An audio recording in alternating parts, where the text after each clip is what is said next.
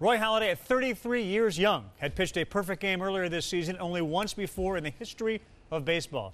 You have to say that a few times. Only once before in the history of baseball has there been a no-hitter / perfect game in the postseason. Now there are two.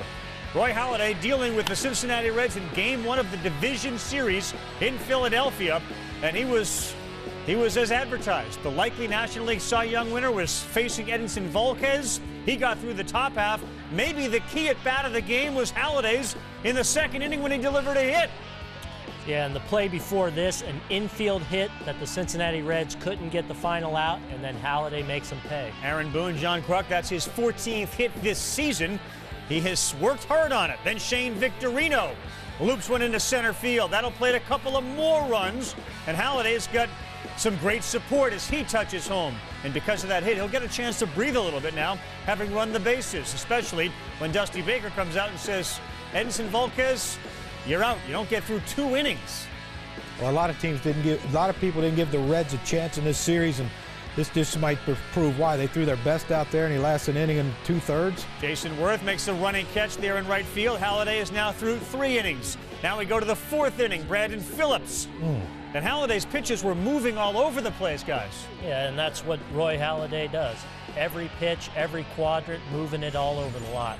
It looked like a palm ball at one point. Well, we were wondering watching the game, what the heck is that? It was falling off the table almost like a split finger pass. 3 former Major League hitters sitting there couldn't determine what a pitch was he threw. That's why it's so difficult to hit? Obviously was for the Reds, too. What did you see when you go back to the bench? I don't know. I've never seen it before. Halladay continued to throw strikes. The perfect game disappears on the walk. That's when you thought he was going to lose it all.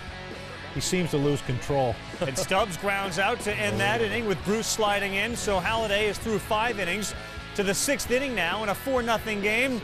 It's Phillips one more time. This one lifted innocently to shallow right field. Jason Worth is out there.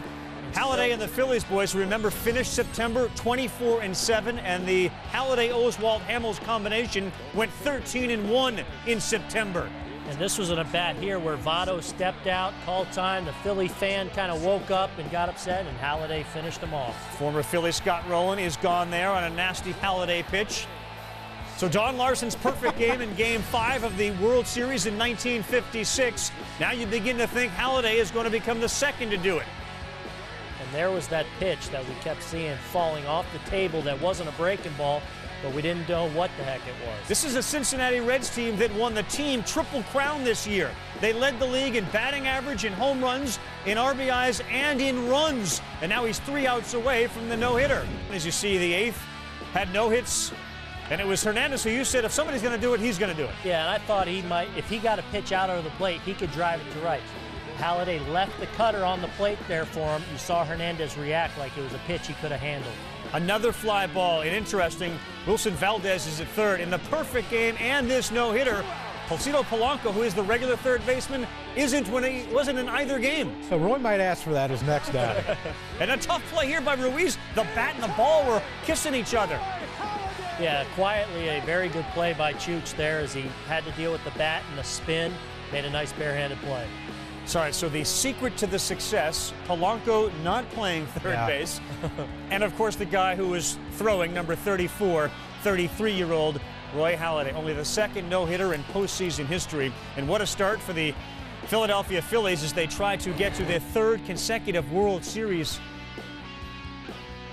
What do you say for a guy who didn't allow a hit, who threw less than 105 pitches, 8 strikeouts in this game, and was completely dominant? Held Cincinnati to no hits last. I guess you have to start with the stuff that he brought to the yard, and as an opposing hitter, what any type of attack game plan would have been as this game moved on. Well, I think like with Cliff Lee, you got to try and be aggressive with Roy Halladay because he is around the strike zone so much. He does throw so many strikes. But look, heading into today, we saw perhaps the pitcher of the decade. The big question was, how was he going to respond to his first playoff start after so many dominant seasons? Well, he answered that question with a bang and got the prohibitive favorites to win the World Championship off on a great note, pitching all his pitches to every quadrant of the strike zone, which he does better than any pitcher in all of Major League Baseball. And anyone who says it looked easy, it may have looked easy. None of this is easy. And given the track record of the Reds this year, it's really difficult to do what he just did and made it look that way. Yeah, they got the MVP more than likely in Joey Votto. Jay Bruce hit a clutch home run in the 8th inning off Roy Halladay earlier in the season to beat the Philadelphia Phillies. But this is a guy, like Aaron said, any quadrant of the plate with any speed in any direction he wants to throw it, that's where it goes. Give himself a lot of credit, though, because Carlos Ruiz is a catcher, and you hear these guys talk about Carlos Ruiz during the season, how they don't shake him off, they trust him explicitly because he studies, he watches film. They formulate a great game plan, but it's only as good as the pitcher who executes it. He was perfect tonight.